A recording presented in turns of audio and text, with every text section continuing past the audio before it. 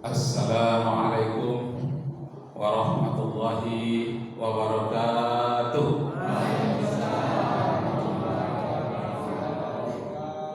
Nasykurullah syukran katsiran bi qiraatil hamdalah ala hidayatihi wa taufiqihi alladzi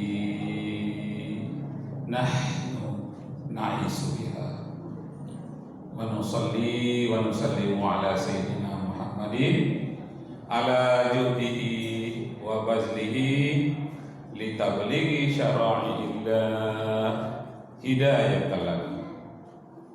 Malam ini malam yang ke-19 Pak ya. Besok pagi sudah 19 puasa kita. Baiklah Pak Ibu yang terhormat, judul ceramah kita membumikan Al-Quran.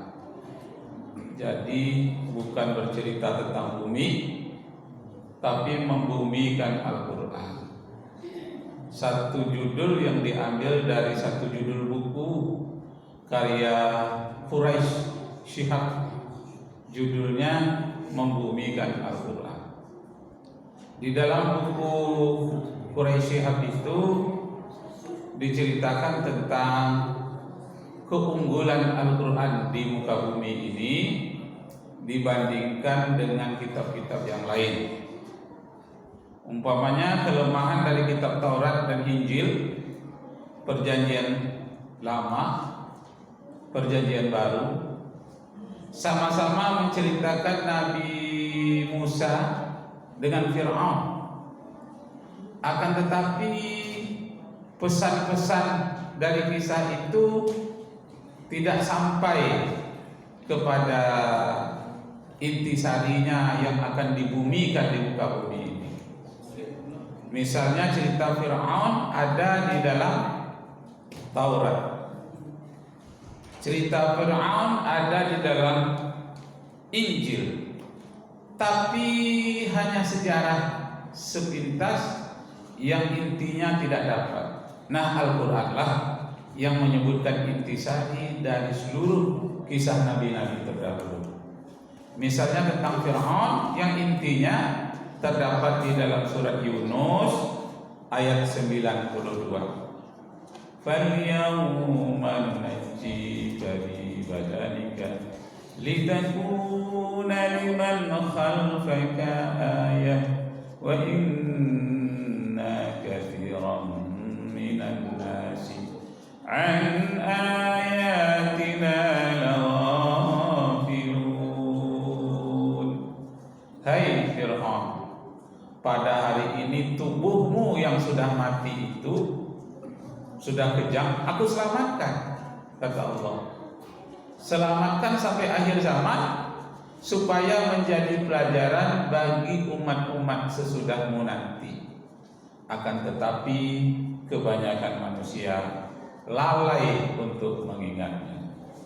Nah, intisari dari kisah Fir'aun dan Nabi Musa itu di situ, bahwa orang yang ingkar kepada Allah akhirnya mati dalam keadaan mengenaskan, mati di laut merah. Nah, tapi tubuhnya diselamatkan. Jadi Fir'aun itu adalah satu dinasti, namanya dinasti Farao. Orangnya namanya Ramses. Jadi orangnya yang mengejar Nabi Musa mati di tengah lautan itu namanya Ramses.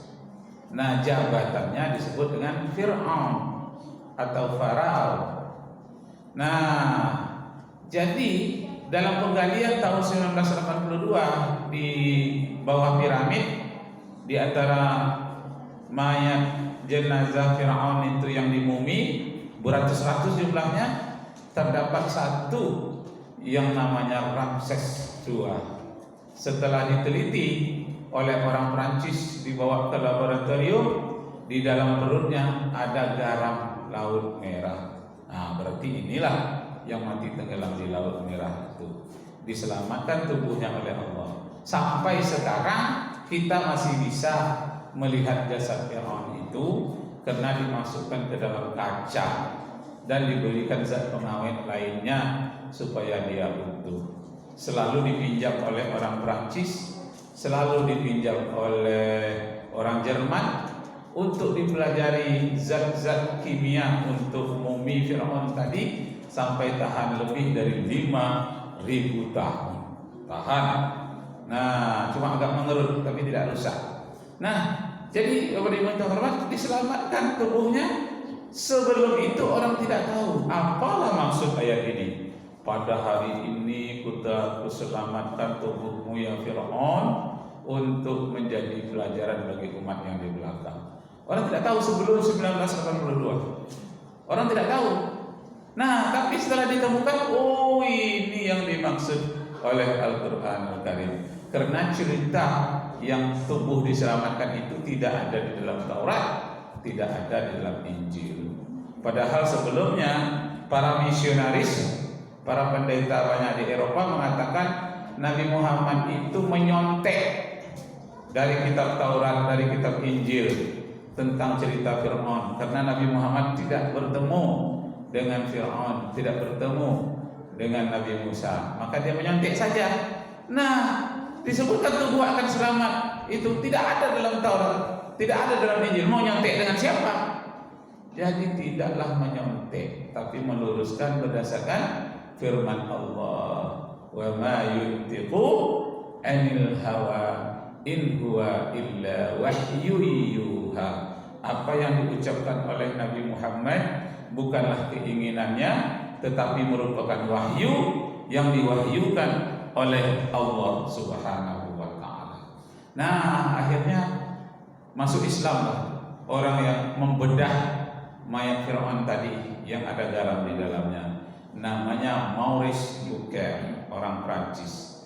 Akhirnya dia menulis buku, judulnya The Bible, Quran and Science Modern. Al-Quran, Bible, dan Science Modern. Terdapatlah ayat-ayat yang ditemukannya di sana menyebabkan dia masuk Islam. Sekarang masih hidup orangnya, si Maurice Bucaille itu masuk Islam. Nah, jadi Bapak Ibu yang hormat, terbuktilah kebenaran Al-Quran Al-Karim. Dan kemudian lagi ada orang yang meneliti angka-angka dalam Al-Quran. Hanya ada angka 19. Angka 19 itu satu-satunya angka yang tidak bisa dibagi dengan angka berapapun. Bagi 2 tidak bisa, bagi 3 tidak bisa, bagi 4 tidak bisa. Betapapun hebatnya, tidak akan habis dibagi. Ada saja sisanya, koma sekian. Angka 19 satu-satunya angka yang tidak pernah bisa dibagi dengan angka berapapun sampai tuntas. Nah, rupanya angka 19 itu sesuai dengan huruf Bismillahirrahmanirrahim, itu jumlahnya 19. Nah, banyak lagi angka-angka 19 itu disebutkan dalam Al-Quran.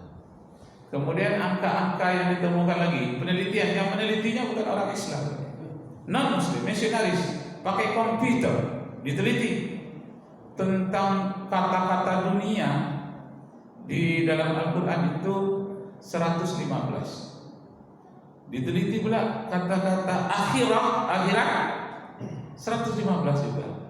Jadi sama jumlahnya tentang sebutan dunia dan akhirat.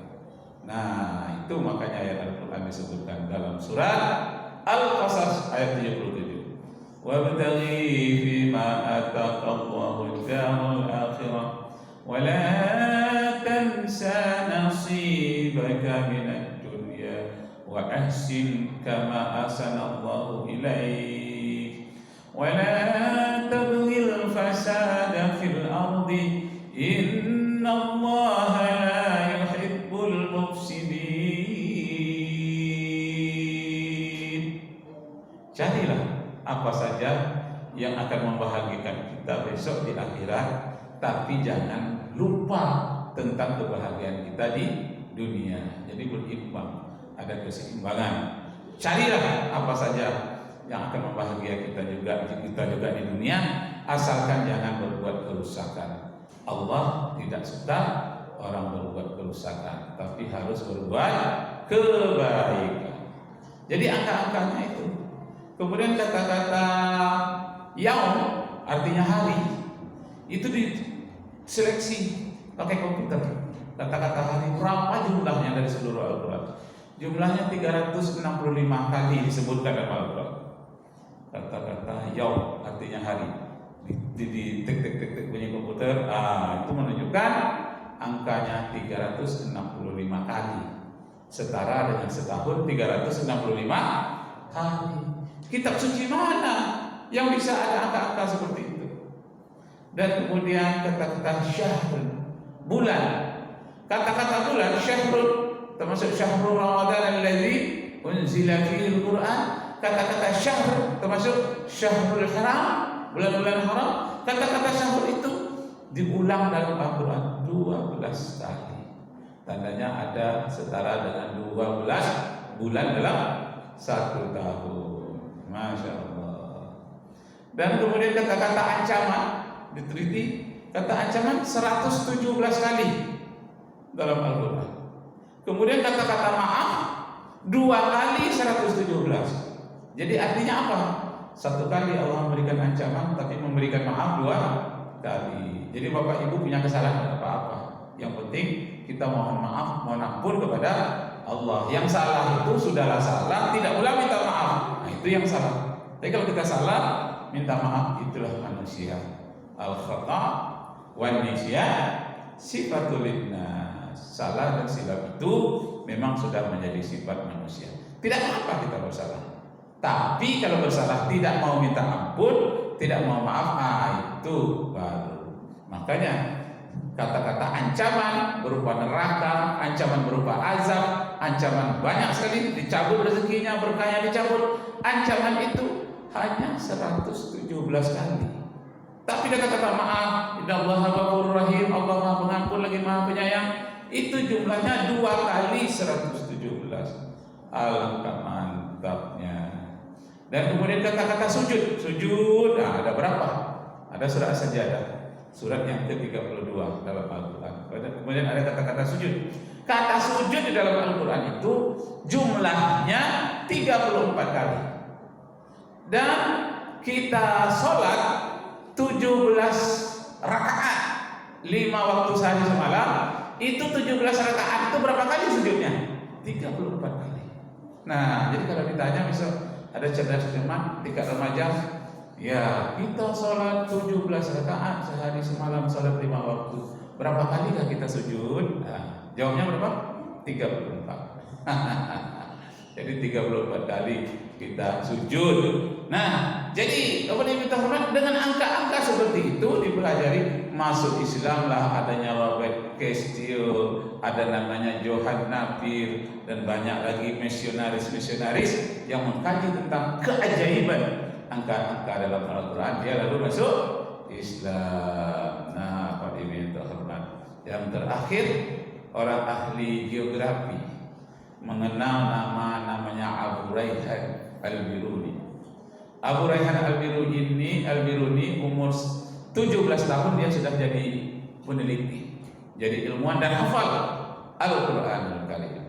Pada satu kali di Turki, Sultan Abdul Hamid itu, disitulah Sultan Abdul Hamid mengangkat Al-Biruni menjadi ulama dan ilmuwan istana. Datanglah orang bertamu di bulan puasa. Sebelum berbuka ditanya oleh Sultan, wahai musafir, min aina antum? Kalian ini dari mana? Katanya kami datang dari suatu negeri yang mataharinya tak pernah terbenam. Oh, tersinggung Khalifah, kamu bercanda dengan saya. Mana ada di dunia ini matahari, satu negeri, di negeri itu mataharinya tak pernah tenggelam. Disitulah negeri kami. Tersinggung dia, mau dia cabut pedang, mau dia hukum tamu pedagang permata ini, mau dia hukum. Tapi dia punya ulama istana. Waktu itu umur Al-Biruni sudah 19 tahun. Dia panggil, wahai Al-Biruni, apakah orang ini berdusta? Di kampungnya, di negaranya mataharinya tidak pernah tenggelam.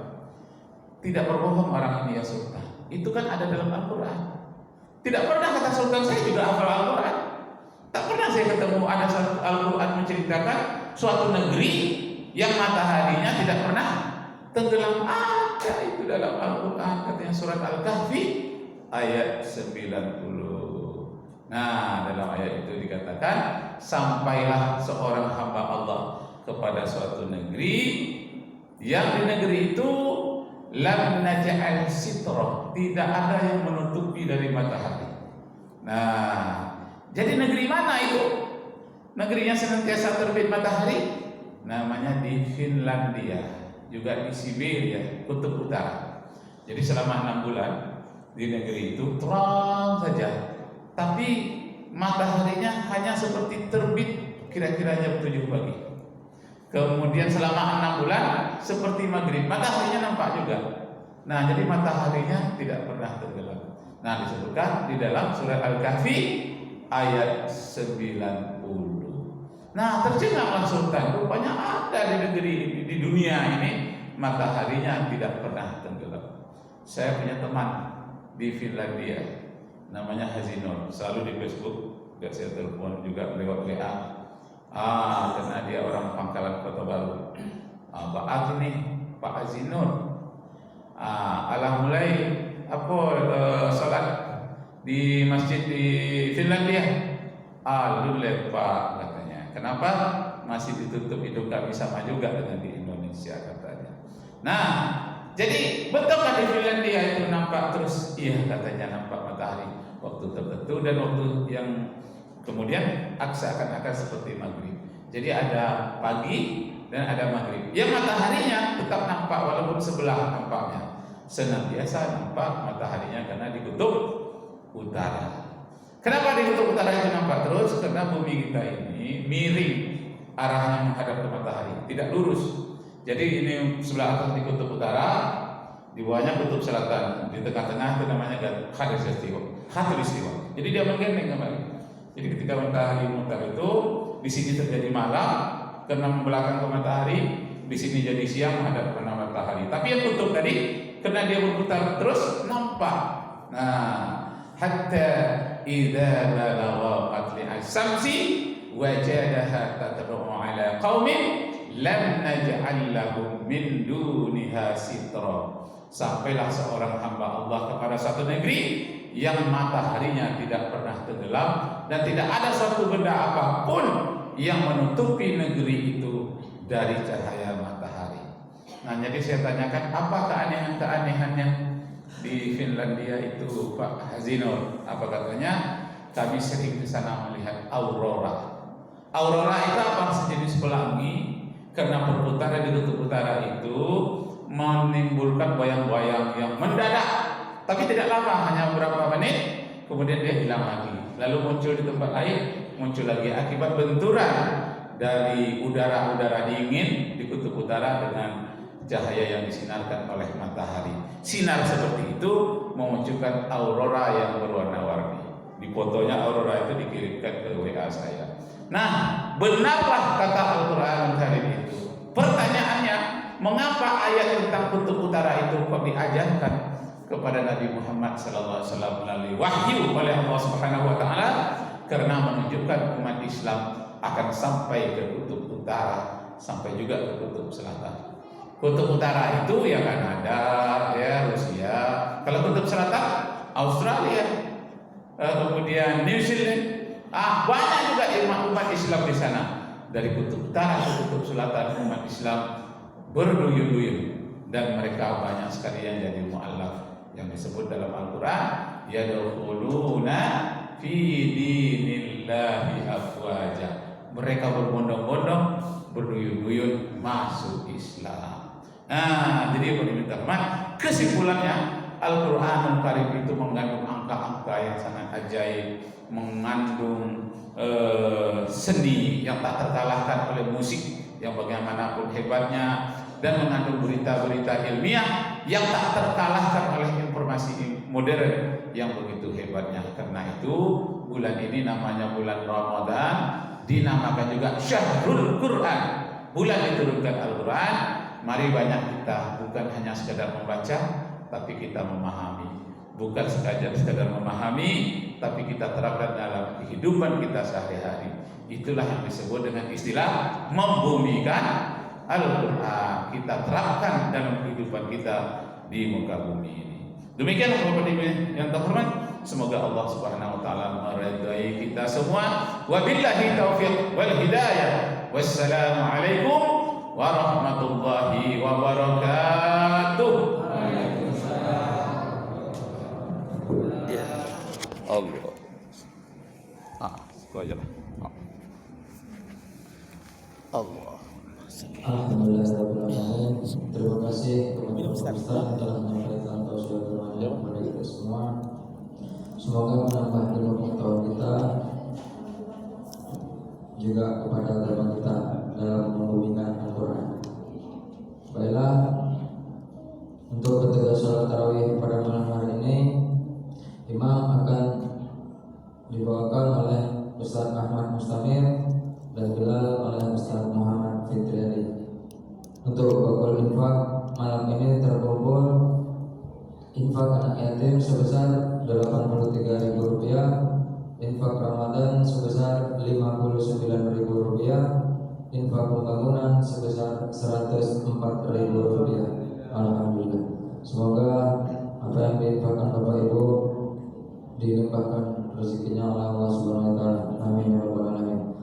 Mungkin itu saja yang dapat saya sampaikan.